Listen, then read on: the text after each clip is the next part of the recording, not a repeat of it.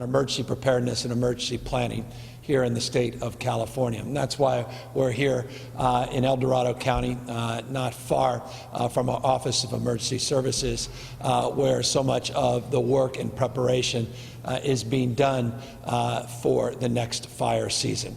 And I want to remind everybody that we are entering a fire season.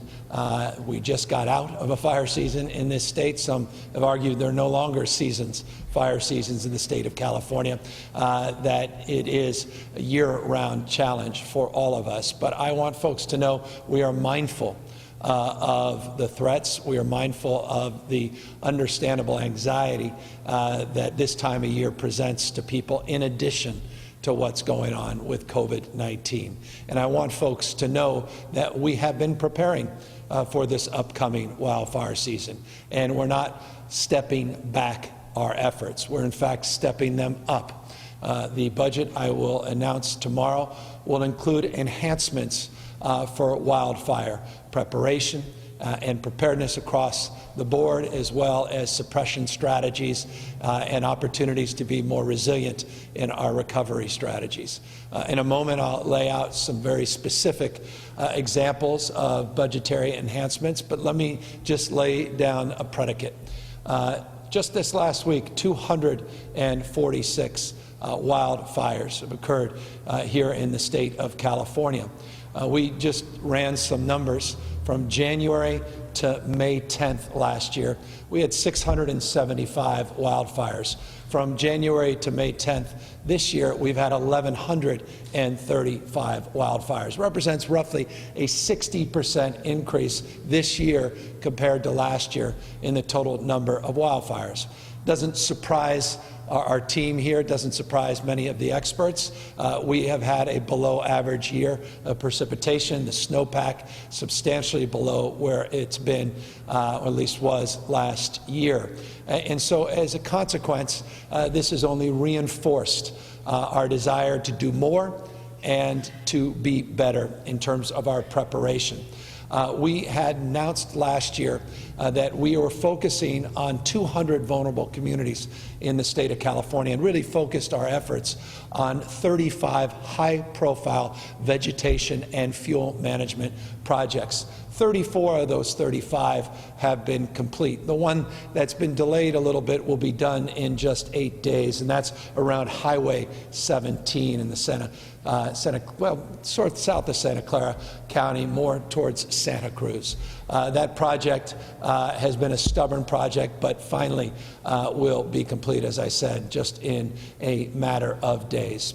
We continue to do more than we've done in the past on defensible spaces, and Chief Porter will come up. He'll talk perhaps a little bit more about some of those efforts. Our fuels management and vegetation management are not just focused on those 35 high-profile projects. They exist and persist all throughout the state of California. They're complemented by private sector work in that space, by local work in that space, and by the state's efforts themselves. Some 450,000 acres in 2020 will be advanced in terms of the fuels management, in terms of the vegetation management, in some cases some prescribed burns, and others some reforestation. In that portfolio, we're getting more work done than we have in the past. It's still not where we need to go as a state.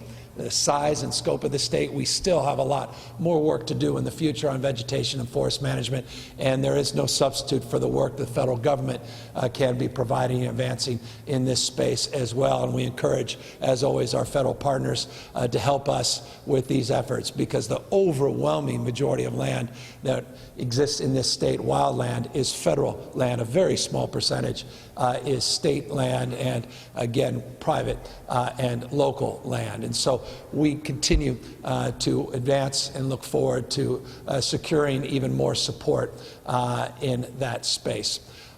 In an effort as well to secure support, we recognize that this season, fire season, always is anxiety-inducing for an additional reason, and that's the issues of PSPs. Those are 4 letters that most Californians, at least in Northern California in particular, are familiar with, but those in Southern California as well. These are the power shutoff that we experienced in record numbers last year.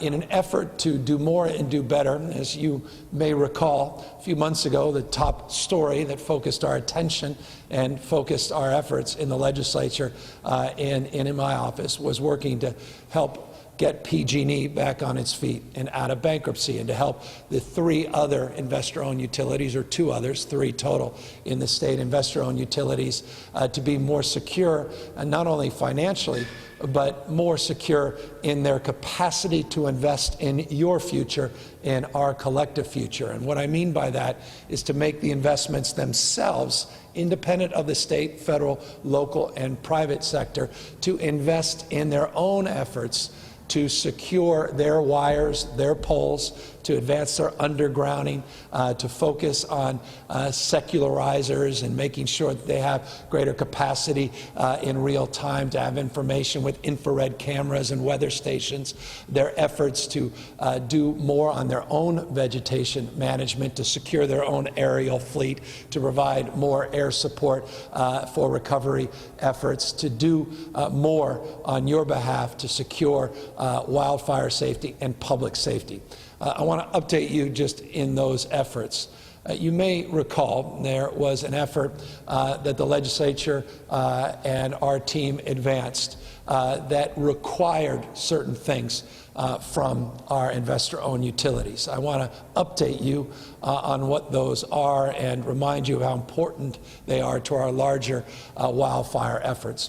$5 billion is required of our investor-owned utilities in safety measures. That's a requirement pursuant to the agreement we advanced that must come from the IOUs directly, independent, again, of all of these state efforts.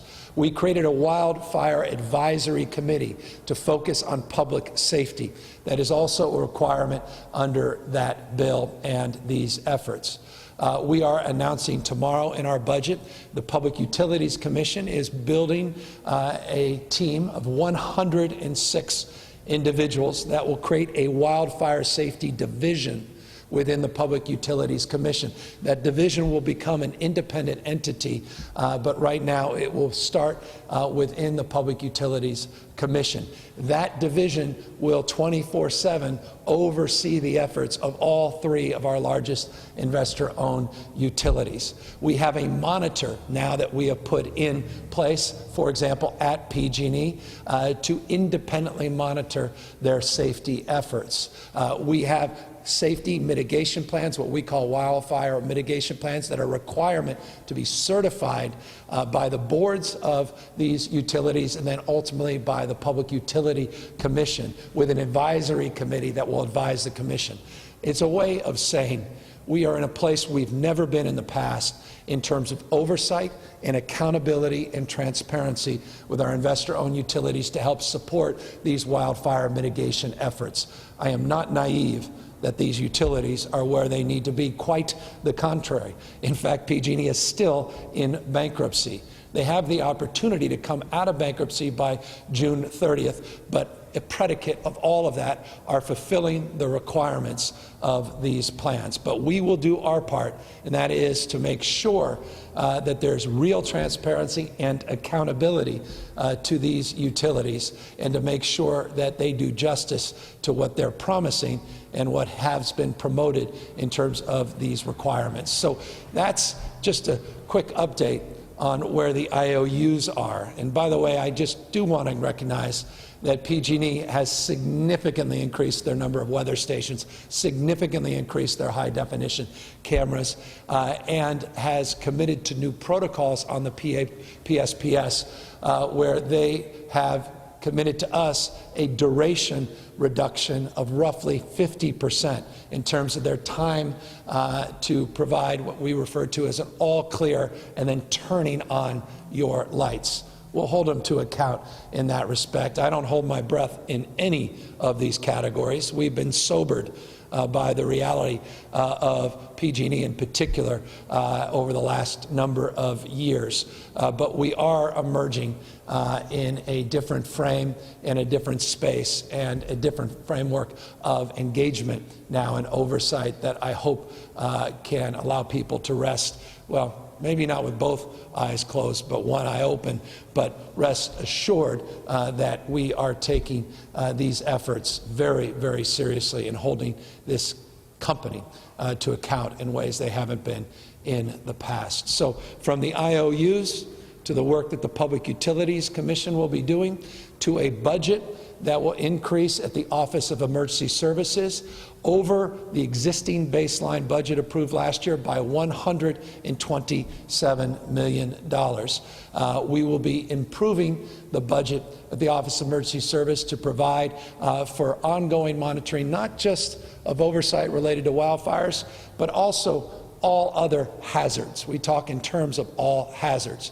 That includes earthquakes. And I'm, again, maybe just being born and bred, 5-generation Bay Area resident, San Francisco resident. Earthquakes continue to be top of my mind. There's $17.3 million in this budget for our early warning system, for our earthquake system. We're going to transfer our Seismic Safety Committee into the Office of Emergency Services for stronger integration, $2.2 million of budget enhancement that I'm recommending for the legislature's consideration. We'll announce tomorrow. In addition to that, we are looking to do more in terms of our disaster assistance, some $38.2 million of enhancements in that effort. I referenced PSPs.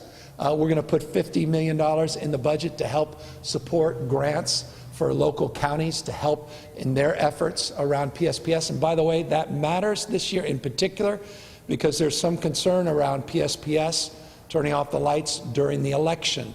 And so we want to secure the election as well. And so those dollars are for that consideration, in addition to other considerations as it relates to backup generators and more broad planning. Speaking of planning and preparedness, there's an additional $9.2 million for baseline support for a number of individuals that we believe are important to enhance the Office of Emergency Service in this category as well.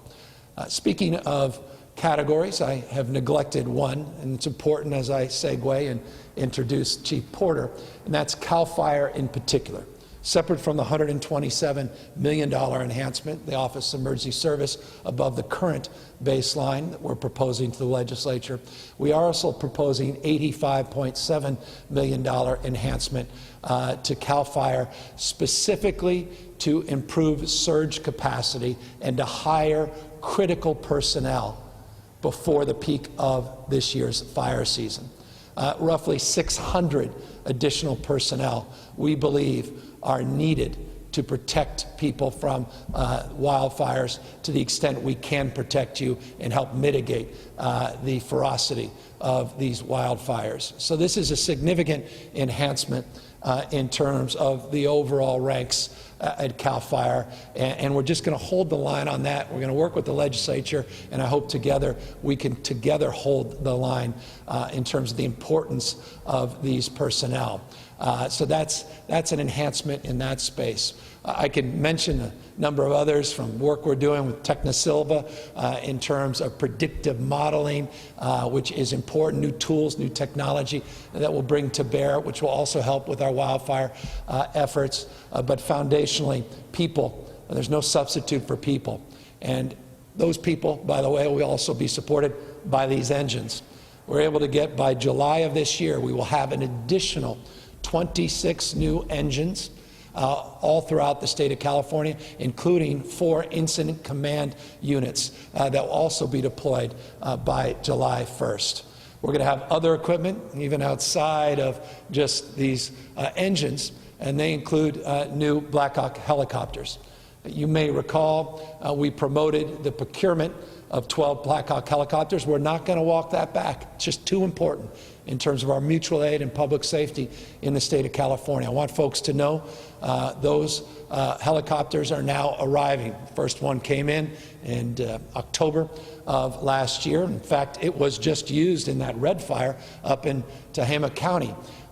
These Blackhawks are extraordinary. They provide faster suppression capacity, a more robust ability in terms of number of gallons of water that they're able to disperse. They're safer for our personnel in terms of redundancy, double twin turbine engine. I can go on and on with the specs of these. I think they're S701 Blackhawks, but 12 of them are coming in. The first one came in October. Another one's coming in this month. Another one after that next month. We'll start to see these Blackhawks in our fleet, and I just think that's fundamental and foundational to our suppression efforts and our ability, again, to meet the public safety needs in this state.